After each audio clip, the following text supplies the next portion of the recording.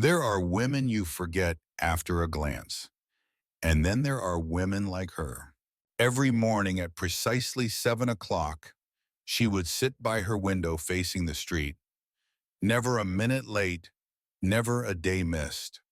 Her silver hair was always combed into a neat bun, her blouse immaculately pressed, and most striking of all, her lips painted a bold, unapologetic shade of red. Nobody quite knew her name. To the neighbors, she was simply the lipstick lady. At first, people thought she was waiting for someone, perhaps an old friend, a relative, a lover. But as the days turned into months, and the months into years, it became clear no one ever came. Children would wave at her on their way to school. Some teenagers would giggle and imitate her movements when they passed. Adults grew used to her presence, like the mailbox or the rustling tree out front. Familiar, constant, silently watched. But the truth? She wasn't waiting. She was remembering. In a small wooden box beneath her vanity, tucked under neatly folded scarves, lay a single black and white photograph. A young man in uniform smiled at the camera, eyes bright, hands behind his back, posture proud.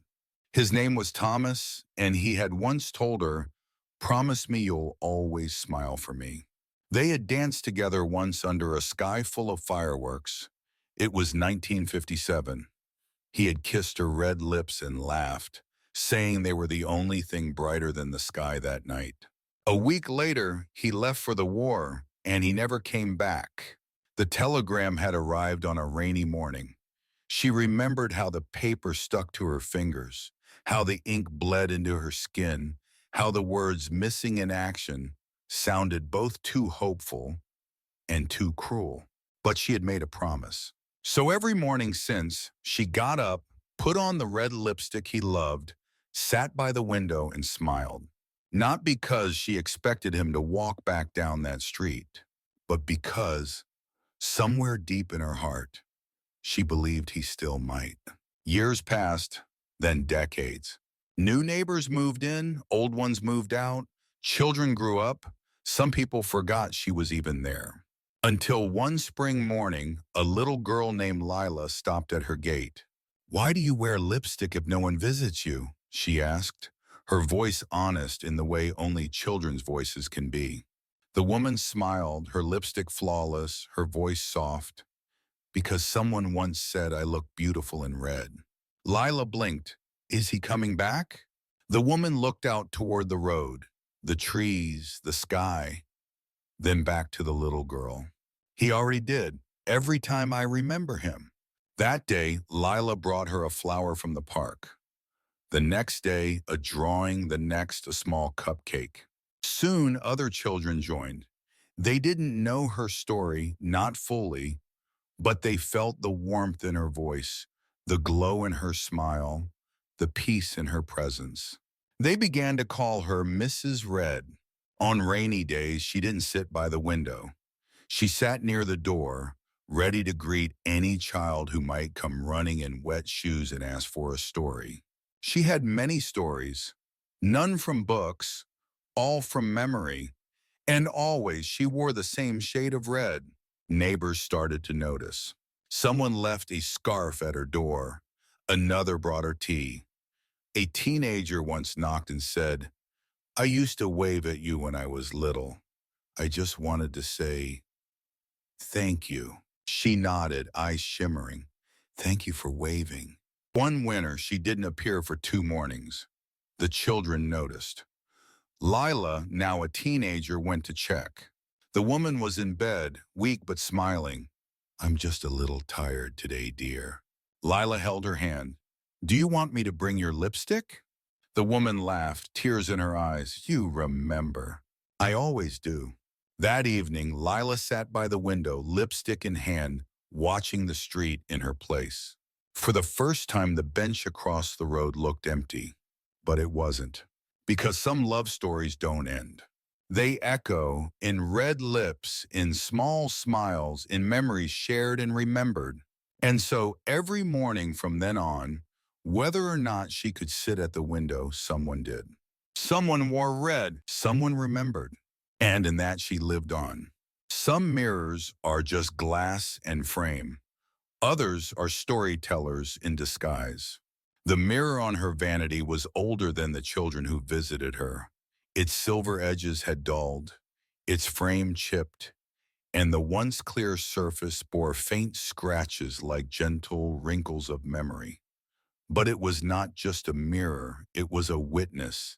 And every morning it reflected not just her face, but a life remembered, moment by moment, layer by layer.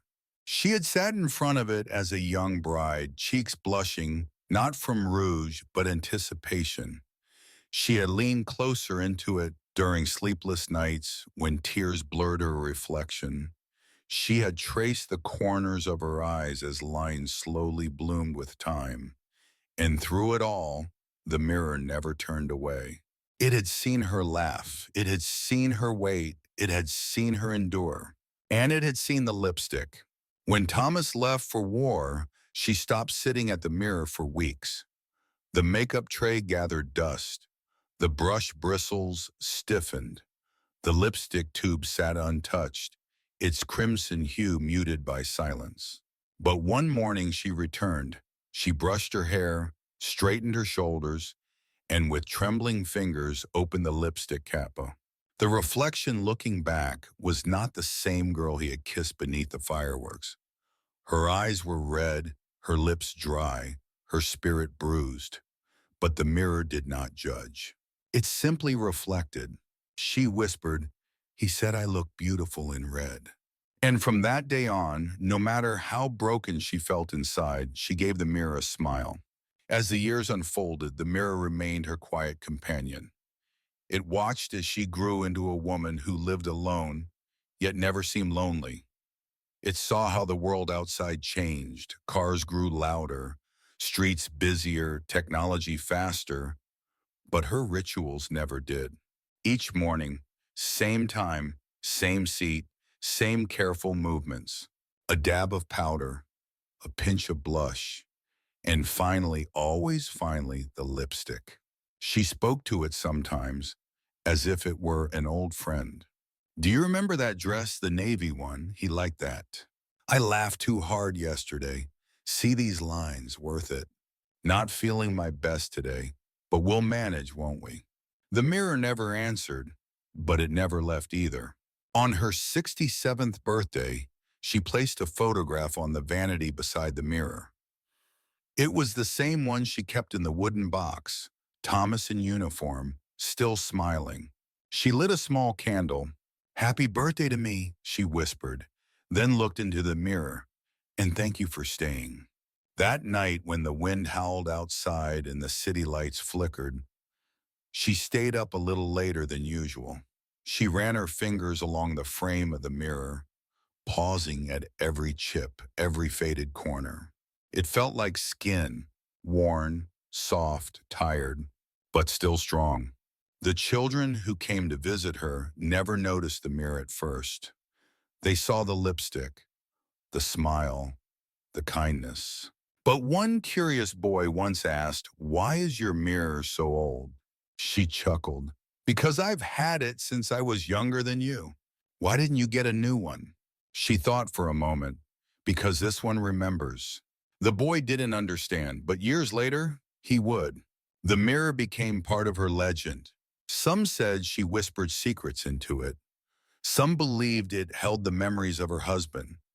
Others said that if you looked into it just right, you could see the past. And in a way, they were all right, because it wasn't just a reflection she saw.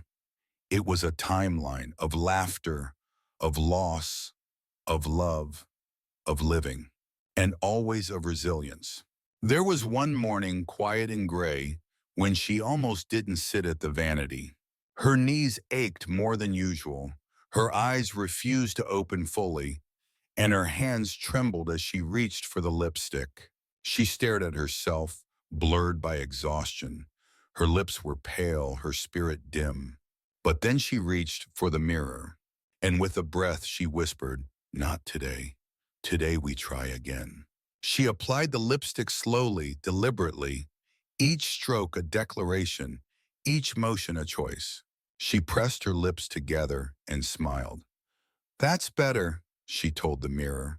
In the evenings when the sun dipped low and the light in the room turned gold, the mirror often caught her silhouette, not head-on, but from the side, as if capturing a memory already halfway out the door. It saw her read letters she never mailed. It saw her trace the spine of books she once read with him. It saw her open the drawer with the photograph, then close it gently as if not to disturb a sleeping memory. The mirror knew it all, and never once did it break.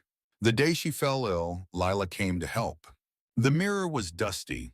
Lila wiped it gently, careful not to disturb the frame. She always looks at this, Lila said to herself, every day. And when Mrs. Red was too weak to sit at the vanity, Lila placed the mirror beside her bed, facing her. Always. He shouldn't stop seeing you now, she whispered. On the last morning, the mirror reflected one final image, a peaceful face, eyes closed, lips still faintly red. Not because someone had applied lipstick that morning, but because memory had. Weeks later, the vanity was donated, the scarves were folded, the photographs gently wrapped. But the mirror? Lila asked to keep it, and in her own room every morning she sat before it. Sometimes she wore red lipstick, sometimes not. But she always smiled, because some mirrors remember, and some reflections never fade. Every house holds a drawer that's rarely opened. In hers, it was the second drawer on the left of the vanity, the one that creaked when pulled and resisted being forgotten. It didn't hold jewelry or makeup, not even receipts or keys. It held something heavier, a photograph. She never showed it to anyone. Not to Lila, not to the children, not to the kind neighbor who sometimes helped with groceries. But every Sunday morning, when the street was quiet and the sun filtered softly through the curtains, she would pull it open, lift the old envelope, and look at him. The man in the photo wore a crisp military uniform. He stood beside a tree with one hand on his hip and the other holding his cap. His smile was effortless, timeless, the kind that made you feel he had just told a joke and was waiting to see if you'd laugh. She always did. Even now, even after all these years. His name was Thomas Everett. He had enlisted at 22. She had just turned 20. They met on a spring evening at a town dance. He spilled punch on her shoes, and she spilled laughter all over the room. They danced once, then twice, then every Saturday night after that.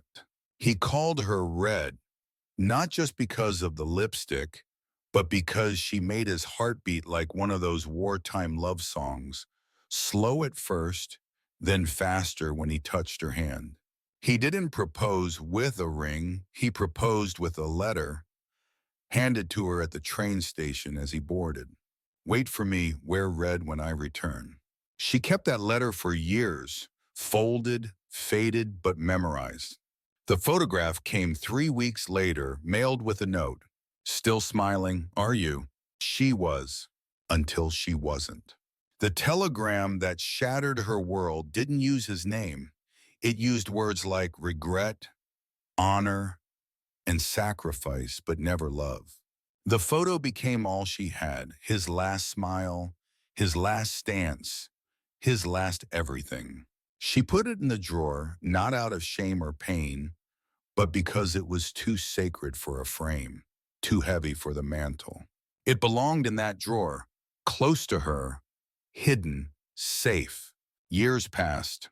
Suitors came and went. Friends married, moved, forgot. She stayed, not because she was waiting, but because she was remembering. Some people find closure. Others build a life around the hole. She did both. She became the woman in red, not out of grief, but out of promise. Every shade of lipstick she wore was a vow. I remember. I honor. I live because you can't. And every Sunday, she opened the drawer to remind herself why. One day, Lila knocked on her door earlier than usual. I forgot my sketchbook, she explained, breathless. The woman smiled. Come in then. Lila had never been inside the bedroom. She looked around with wide eyes. The vanity, the books, the shawl draped over the chair. And then she saw the drawer, partly open, a photograph resting on top. Who's that? She asked, pointing gently. The woman froze. Then slowly she picked up the photo. Her fingers trembled, not from age, but from memory. This, she said, is Thomas. Lila tilted her head. Your husband. She smiled. Almost. She told Lila the story that day, all of it, from spilled punch to folded letters, from goodbye kisses to telegram silence. Lila didn't interrupt. She just listened. And when it was done, she asked, do you miss him? Every day, the woman replied, but missing him doesn't hurt anymore. It reminds me I'm still here, still able to feel. Lila reached for her hand. Can I draw him someday? She nodded. Just don't forget the smile. From then on, the drawer wasn't always closed. Sometimes it stayed ajar. Sometimes Lila placed a flower beside the photo. Sometimes the woman whispered to it, not because she believed he could hear, but because she wanted the silence to know he was never forgotten. The children eventually heard the story in pieces, some in whispers, some in bedtime tales, some in the way Lila wore red lipstick one afternoon just because. The photo became more than an image. It became a presence, a gentle one, like the breeze that lifts curtains or the smell of old books. There but not loud, felt but not seen. One evening, as the sun set in gold behind the curtain, she opened the drawer for the last time that week. The photo looked the same, but her fingers noticed something they never had, a crease near the edge, a softening at the corner. Time had touched him too. She kissed her fingertips and pressed them gently to the photo. Still smiling, so am I. Then she closed the drawer, not with grief, but with gratitude. Because some photographs fade, but the memories behind them, those only deepen. ChatGPT said, dĩ nhiên rồi. Quang ơi, dưới đây là toàn bộ nội dung chi tiết của Part 4. The Morning She Didn't Wear Lipstick, viết bằng tiếng Anh dài hơn 1.500 từ, ngắt câu hợp lý để bạn dễ chuyển giọng đọc AI. Part 4, The Morning She Didn't Wear Lipstick. In a neighborhood that had come to expect red lipstick like the rising sun, its absence felt like a shadow. That morning, the window stayed closed. The curtains were drawn. The chair by the vanity sat empty. And for the first time in years, the color red was missing. It wasn't dramatic. No cries, no ambulance, no tragedy, just quiet. Lila noticed first. She was walking to school, backpack bouncing gently with each step, the cool breeze tugging at her scarf. As she looked up, her eyes went to the window automatically. I squinted there, like they always did. But the usual sight wasn't there. No lipstick, no gentle wave, no warm eyes following the children below. Just stillness, a blank, pale square of glass.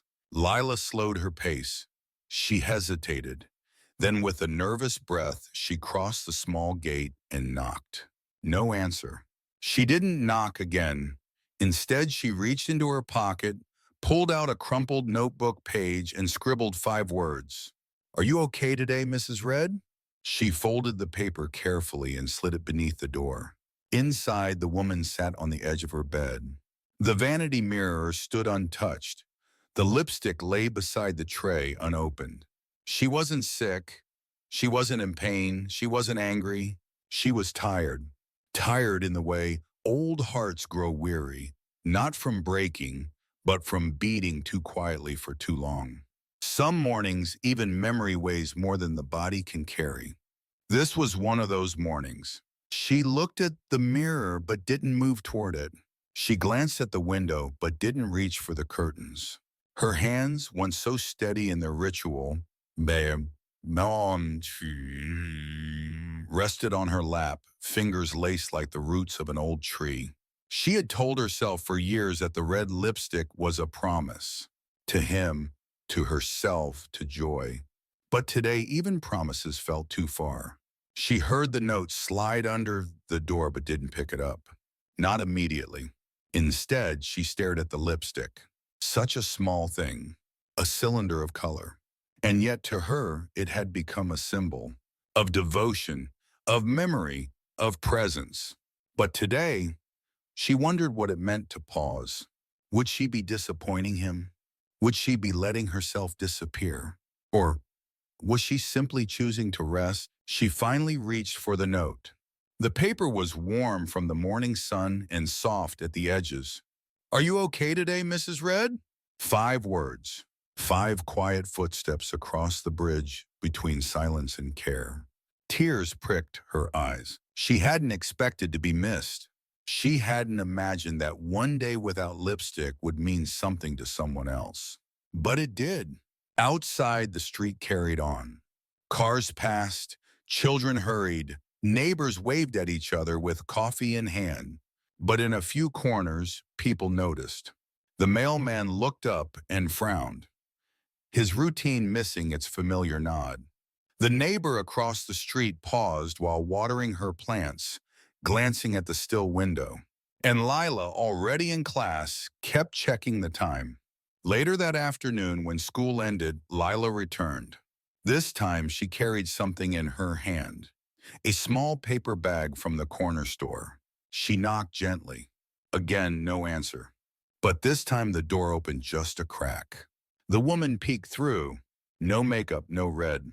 Just her. Lila smiled gently. "I brought you something."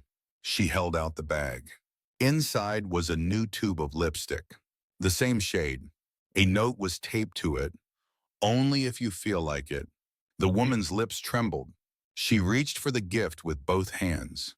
"I didn't think anyone would notice," she whispered. "I did," Lila said, "and so did they." The next morning, the curtains were still drawn, but the chair by the vanity was not empty. She sat there quietly, the lipstick in her hand. She looked into the mirror, not at the face, not at the lines, but at the eyes. Her eyes, they looked tired, but they also looked grateful. She opened the tube slowly, the smell familiar, the color bold. She touched it to her lips, but only lightly, just enough to see a whisper of red return. She smiled, not a full smile, but a start. That day, she didn't sit by the window. She sat by the door. And when Lila arrived after school, she was greeted not just with a soft smile, but with a question. "Would you like to learn how I put it on?" Lila grinned. "Yes, please." The two of them sat together, one with time on her skin, one with wonder in her eyes. They took the lipstick in turns, practicing, laughing. And in the shared silence between their words, something sacred passed between them. Not just makeup, not just routine, but memory and resilience and love. From then on, the lipstick became something they shared.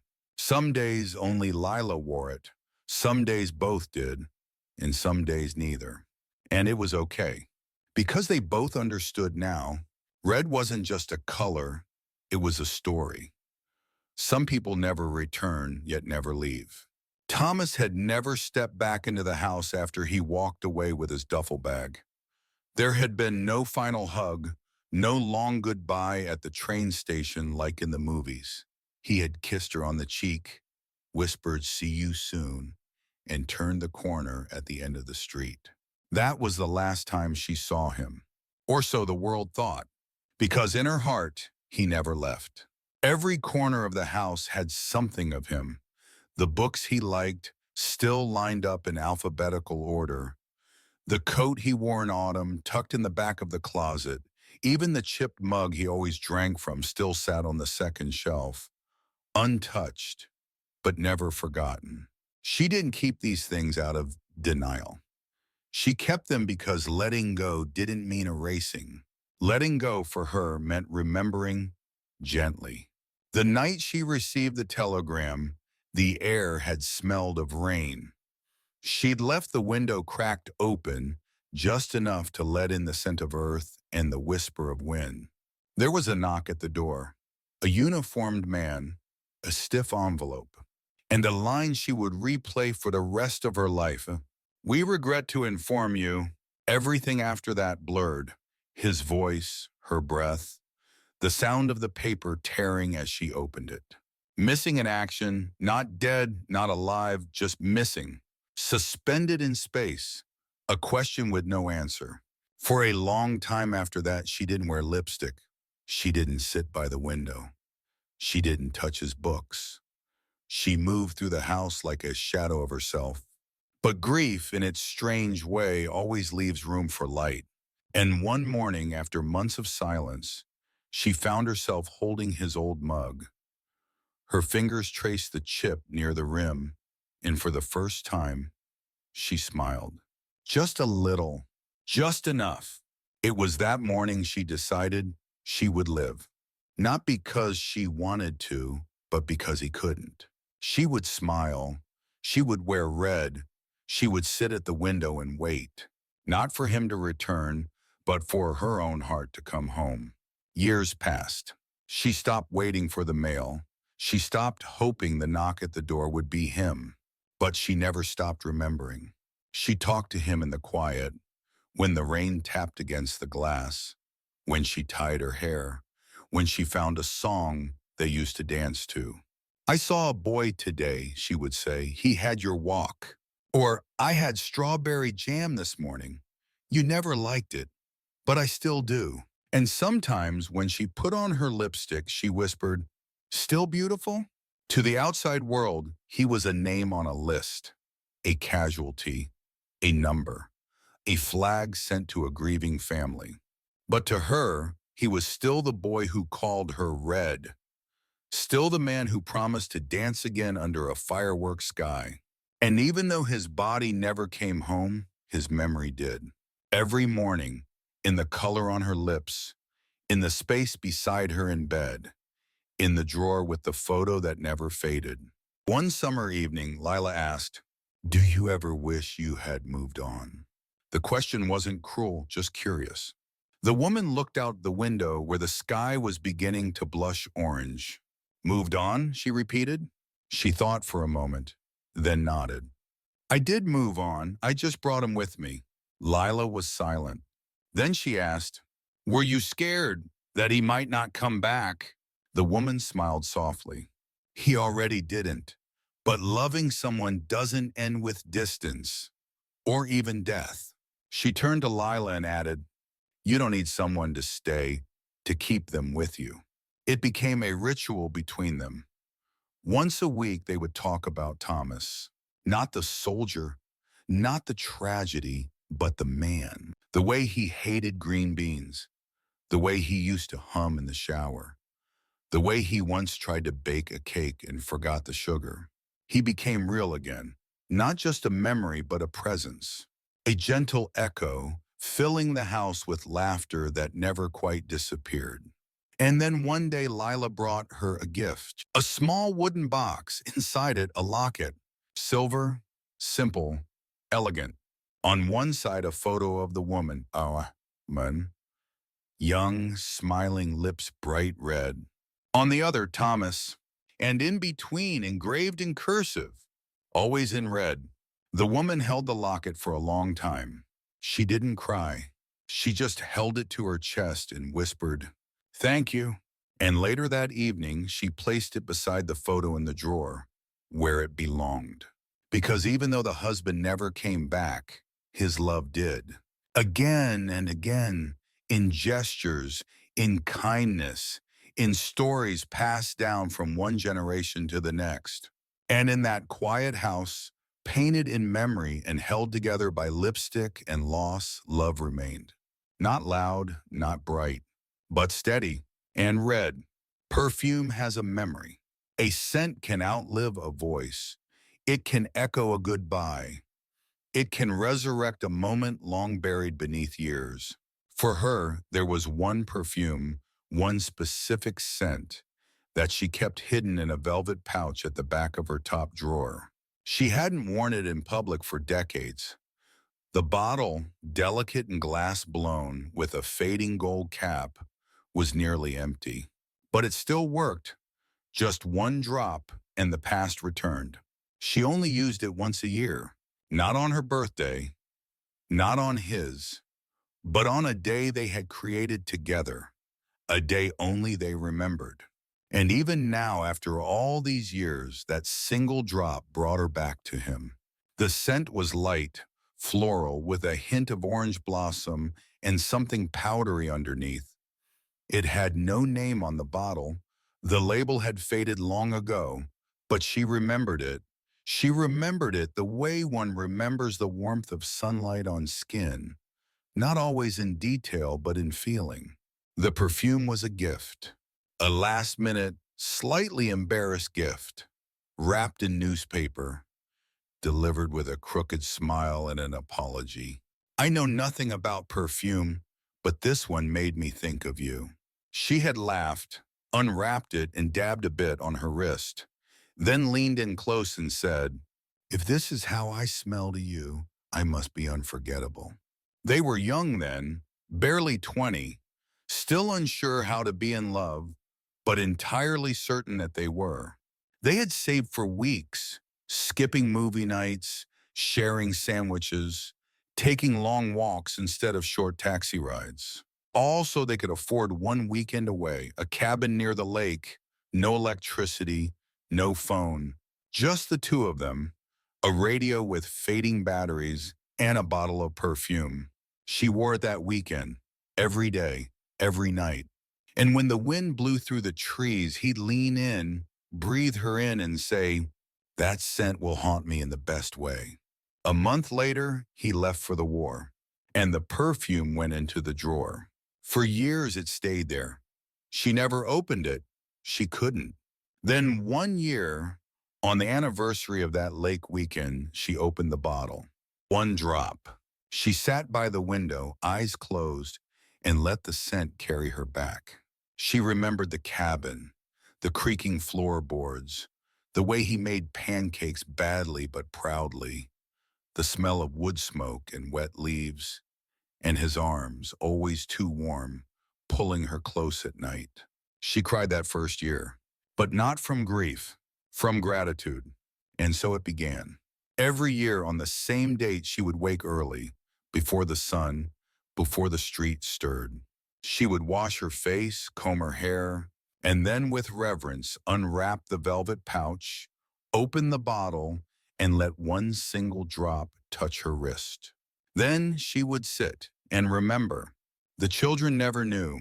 To them, she always smelled like lavender and tea. But Lila noticed. Not right away, but over time. One spring morning, as Lila helped dust the shelves, she opened the top drawer and paused. "May I?" she asked. The woman nodded. Inside, nestled among scarves, was the pouch. Lila opened it, curious. "What's this?" she asked. The woman smiled. "A memory in a bottle." She told Lila the story of the lake, of the pancakes, of the gift wrapped in newspaper, of the one drop a year. Lila listened with wide eyes. "Why only once?" she asked. The woman looked out the window. "Because memories are sacred. If we visit them too often, they lose their magic. But once a year, that's just enough to keep them alive." That year, on the special day, Lila came early. The woman was already at the vanity, holding the bottle. She turned to Lila. "Would you like to put it on me this time?" Lila's hands trembled slightly. She took the bottle, uncapped it, and let one drop fall onto the woman's wrist.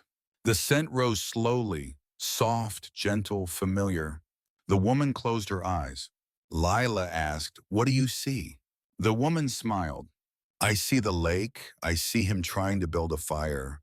I see us dancing to static on the radio. I see peace." They sat together in silence. The kind of silence that doesn't feel empty. The kind that holds everything. As the years passed, Lila continued the ritual. When the woman grew too frail to sit, Lila brought the bottle to her bedside. When her hands shook, Lila guided them.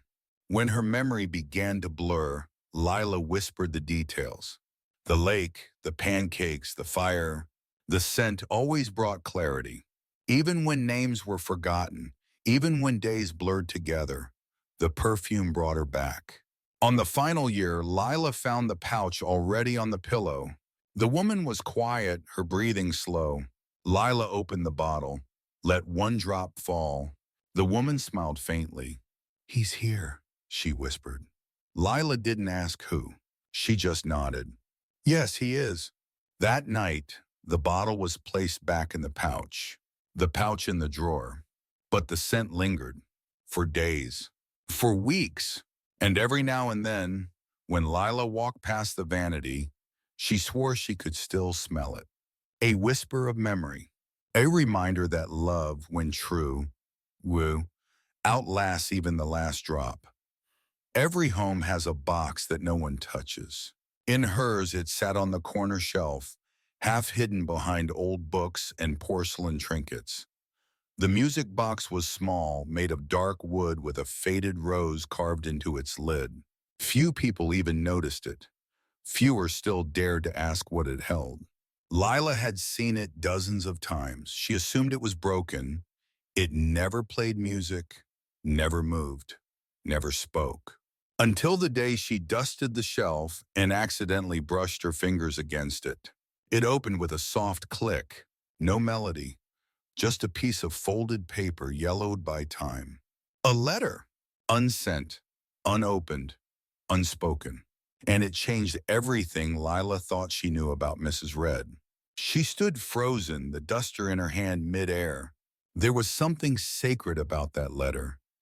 Its creases were soft, its ink faded, the corners curled like fingers holding onto a story. Lila didn't touch it, not at first. She looked around, half expecting the old woman to appear and scold her gently. But the room was still, quiet, wrapped in sunbeams and old memories. After a long breath, Lila sat on the edge of the bed and read the first line. "My dearest Thomas." Her hands trembled, not because she was afraid, but because she suddenly felt as if she was intruding on something heartbreakingly private. But the letter seemed to ask for eyes, for understanding, for release. So she read on. "I don't know if this will ever reach you. I don't know if you're alive or if this letter will float through the air, searching for a place to land. But I need to say what I never said out loud, because keeping it inside is breaking something in me."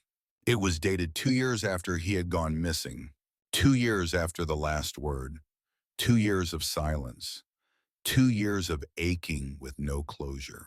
I thought time would soften the pain. It hasn't, but it has changed it. I no longer cry when I see your coat. I just reach for it sometimes by accident. I don't check the mailbox anymore, but I still glance at every man in uniform who walks by. And I still wear red. Lila swallowed hard. She looked at the woman's vanity, the same lipstick sitting there, the same mirror. It had all started longer ago than she ever knew. "I wear red because you said I was the brightest thing you ever saw. I wear it so I don't forget how you looked at me. I wear it because you might still come back, and I want you to know I kept my promise." The letter wasn't long, it wasn't poetic, but it was raw. A love unspoken, not because it was weak, but because it was too strong to say out loud while the pain was fresh. And at the end, a single line stood alone. "If you're gone, I hope you knew." Lila folded the letter slowly. Her eyes were wet. She placed it back in the box and closed it gently. This time the lid clicked louder, as if sealing something back in place, not in secrecy, but in peace. That evening, she sat beside the old woman as they watched the sun set. Lila didn't mention the letter, not right away, but after a long pause, she asked softly, Do you believe he ever read it? The woman didn't turn to look at her. She kept her eyes on the horizon. Then she said, "Some things don't need to be read to be known." Lila leaned closer. "Do you want me to send it now?" The woman smiled, a tiny curve of the lips that carried decades of knowing. No, it was never meant to be sent. Then why write it? She turned, finally meeting Lila's eyes. "To set myself free." That night, Lila thought of all the things people carry, the words they never say, the letters they never send, the boxes they never open. And she realized something. Sometimes what breaks us isn't the pain itself, but the silence we wrap it in. Weeks passed. Spring turned to early summer. The flowers in the front garden bloomed again, but slower this year. The woman's steps grew shorter, her voice softer, but her memory sharper than ever, especially when she talked about him. They spoke of Thomas often, not as a ghost, not as a name in a letter, but as if he were still in the room. Lila started asking more questions. What would he say if he saw you now? What do you think he'd laugh at? What kind of old man do you think he would have been? The woman answered each question with ease, like she had already lived it, in dreams, in memory, in imagination. Because love doesn't stop when someone is gone. It just learns to speak differently. One morning, Lila brought her a gift, a brand new music box. Simple, white, with a tiny red rose painted on top. Inside, it played a soft tune, one she didn't recognize, but that felt familiar somehow. Lila placed it beside the old one on the shelf. "This one," she said, "can be for everything you still want to say." The woman smiled. "But what if I don't know what to say anymore?" Lila leaned in. "Then I'll write it with you." That night, they wrote another letter. Together, not to Thomas, but to life, to memory, to grief, to gloom, to whatever comes after goodbye. And they folded it gently, placed it in the new music box, and let the melody carry it into the silence. Because sometimes the things we never send are the things that help us stay. Some traditions are louder than words. Every Friday, without fail, she would iron the same dress. It hung on the far side of the closet, never worn, never moved from its wooden hanger, except for those few minutes each week. It was a deep navy blue, simple in design, with white buttons and a faded rose stitched just above the waist. The fabric had thinned with time, but she treated it like silk, pressing it with care, smoothing out every wrinkle like it mattered more than anything else. Lila noticed the routine early on. "Why do you iron that dress if you never wear it?" she asked one morning. The woman paused, holding the hot iron above the sleeve. "Because he asked me to wear it the day he came home," she said. And then softly, "So I keep it ready." It was the dress she wore on the day he left, the day she waved goodbye at the end of the road, the day he turned back one last time and smiled, the day he said, "When I come home, wear this again. I want to see you just like this." And so she kept it, year after year, through birthdays, through storms, through the silence of empty mailboxes and the soft heartbreak of quiet mornings. Every Friday, she pressed the cloth as if smoothing time itself, not to erase the years, but to keep the promise from wrinkling. It became part of her rhythm. Tea at 8, window open by 10, and ironing the dress before noon. It didn't matter if it was raining or hot. Didn't matter if she was tired or if her back ached more than usual. The dress had to be ready, not because she expected him, but because he deserved that. Lila started helping her with the ironing as she grew older. At first, she thought it was just habit, a ritual without meaning. But then she saw the way the woman touched the fabric, the way her fingers lingered on the collar, the way she folded it gently, as if laying a memory to sleep. There was love in that dress, and grief, and 1,000 conversations never had.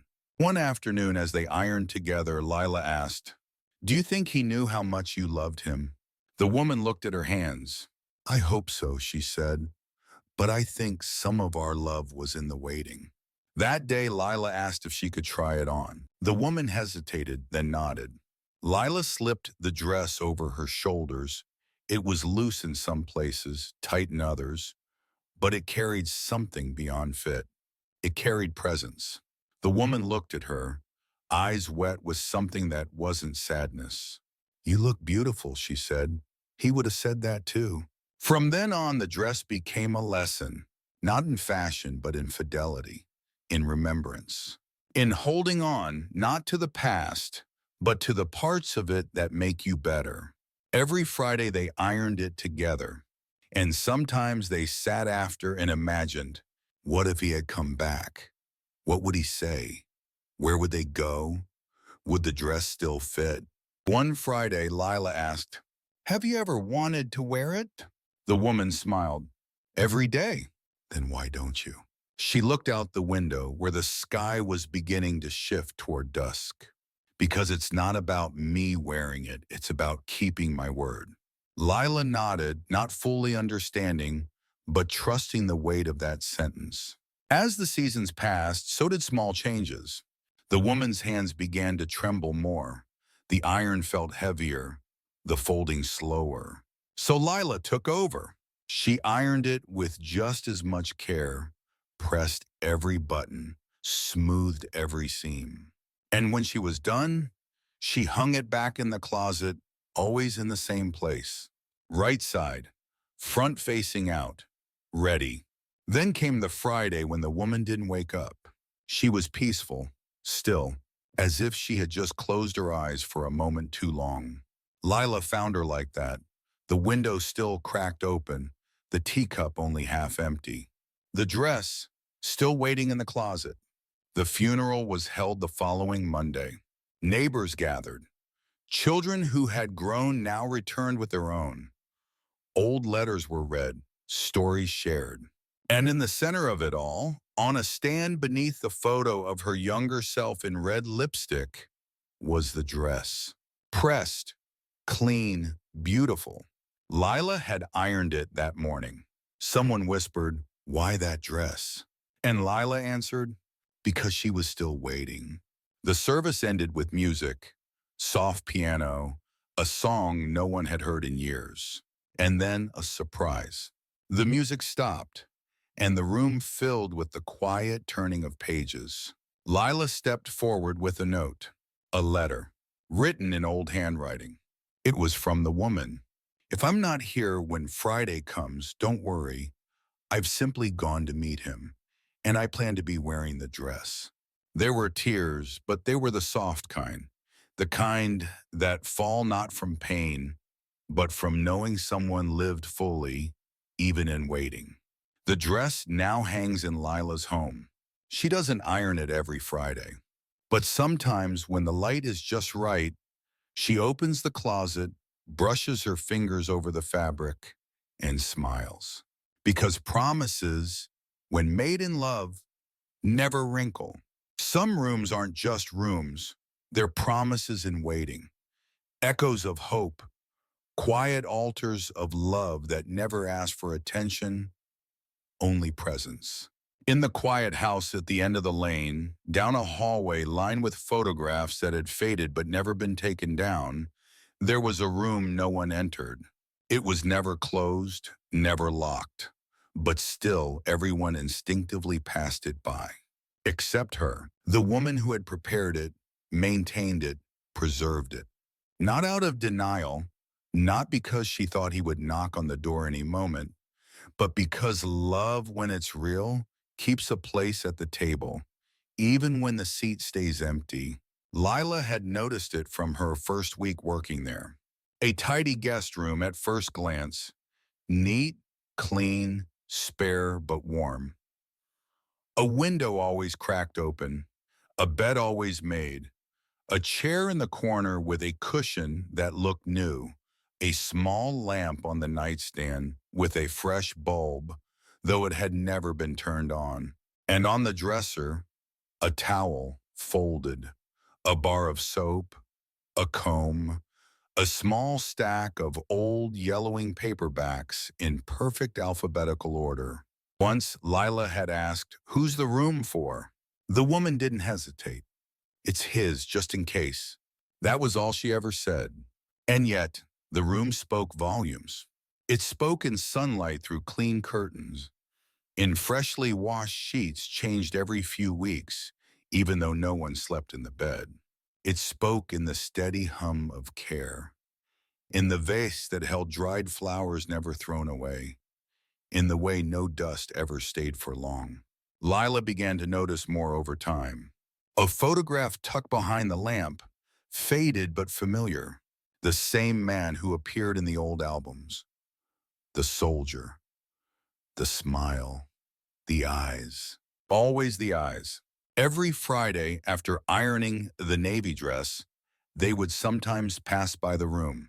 The woman wouldn't look inside, but her hand would brush the door frame, a gentle tap, like a ritual between two hearts. Once, Lila offered to clean it. "Only if you promise not to move anything," she said. "I promise." "And leave the window open." He always liked the morning light. Lila followed instructions exactly. She dusted but didn't disturb. She fluffed pillows but didn't shift their position. She cleaned the mirror but didn't wipe away the faint fingerprint in the corner. It wasn't just a room, it was memory made tangible, a time capsule wrapped in love. Years passed, seasons turned, the woman aged, but the room never changed. Until one quiet spring morning, the woman didn't wake up. She had passed peacefully in her sleep, curled slightly toward the window. Her lips parted as if to say something she didn't have time to finish. Lila found her just after sunrise. The tea kettle had warmed the water, but the teacup beside the bed was still empty. There were no instructions, no letter, only the silence of something deeply complete. The funeral was small, neighbors, a few distant relatives, a handful of children she had read to once upon a time. And Lila, who didn't speak during the service, but who, the night before, had gone into the room. She made the bed. She opened the window wider. She placed a small frame photo on the pillow. And she sat in the chair, waiting. She didn't know what she was waiting for, not exactly, but she knew it mattered. And when she left, she did not close the door. Weeks passed, then months. The house was hers now, per the will, but more importantly, per the bond they had shared. Lila didn't move out. She stayed, not because of duty, because of something deeper, because the house didn't just contain memories, it had become one. And so had she. Visitors came and went, old friends, former students, even strangers who had heard the stories and just wanted to stand in the kitchen where so many cups of tea had been poured. Some asked about the room. Lila always smiled. "It's always ready," she said. Then one day a knock on the door changed everything. A man stood there, tall, elderly, eyes filled with confusion and something else, recognition. He held a small box. Inside, a medal, a telegram, and a photo of him and her together. "My name is Henry," he said. "I served with Thomas. I think you might want to hear what happened." They sat in the kitchen, tea, silence, then stories. Stories of a war not just survived, but remembered. Of a man who carried a picture of a girl in a blue dress tucked in his helmet. Of a letter found in his pocket. Of words never delivered. Until now. "He died saving my life," Henry said. But he never stopped talking about her, about the room she was preparing. He said, "She'll keep it ready. She always keeps her promises." Lila's hands shook. She closed her eyes. And for the first time in years, tears came not from loss, but from fulfillment. That night, she entered the room. She opened the drawer in the nightstand. And there it was, a final letter, unmarked, undated, but meant to be found. If you're reading this, then you've done more than I ever asked. You remembered. You waited. You loved when no one else was looking. You kept me alive even when I was gone. Thank you. For the room, for the light, for not closing the door. Lila folded the letter, placed it on the pillow, and that night she lay on the bed for the first time. Not to sleep, but to be still in the space love had built. The next morning she didn't iron the navy dress.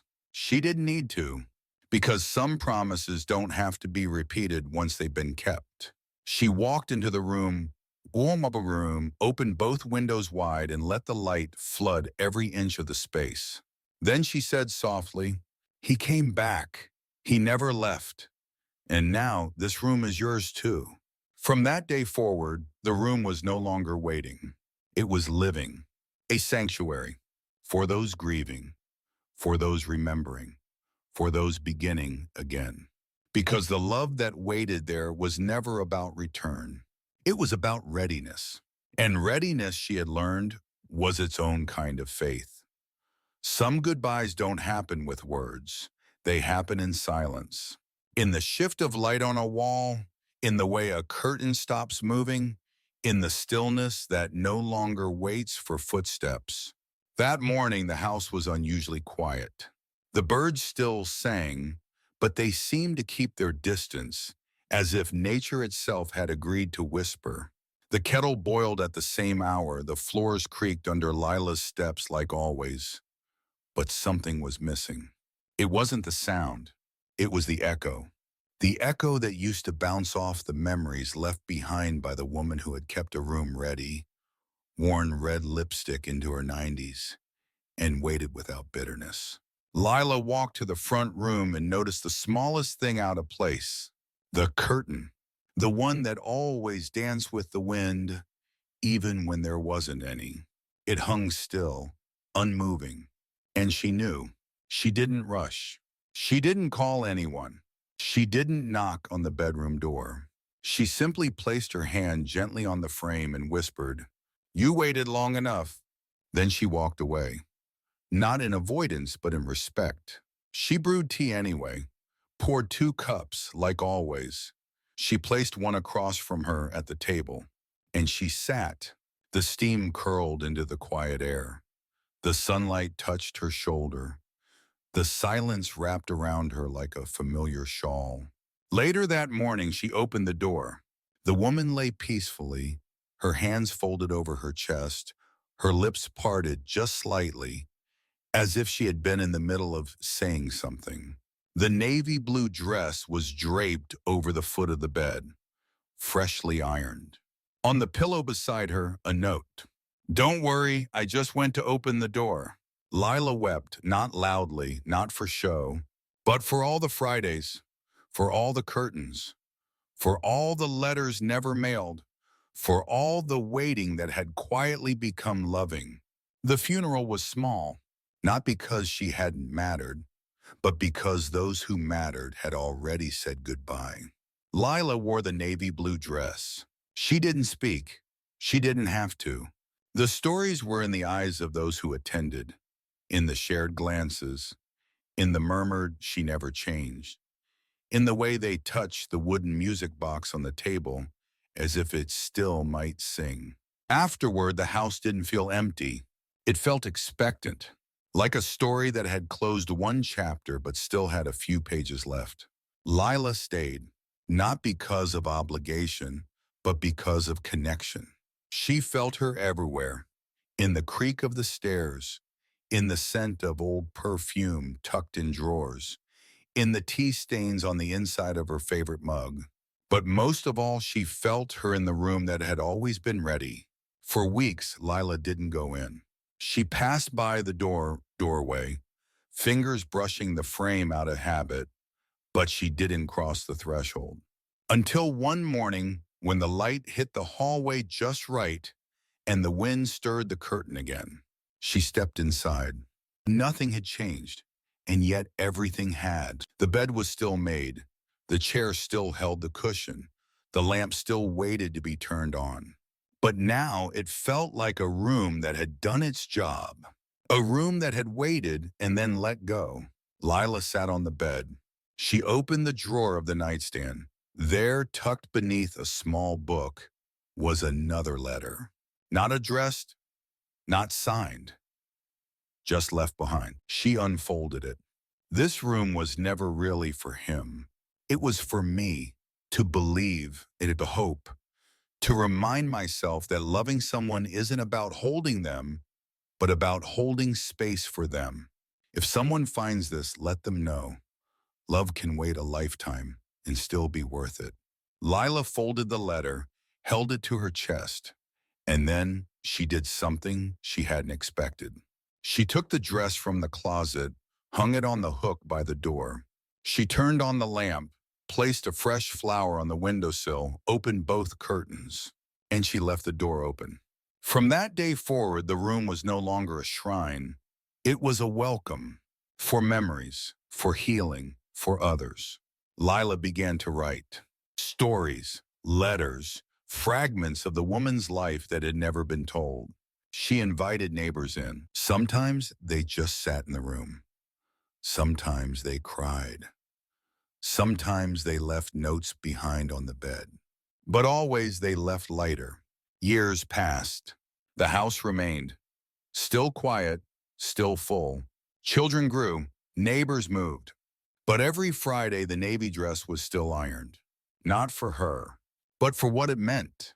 For what it reminded Lila of. That love, real love, can exist quietly, without applause, without outcome, without demand. Then one spring morning, Lila didn't wake up. She had been writing the night before, a letter to someone she hadn't met yet, to whoever would care for the house next. Keep the room open, she wrote.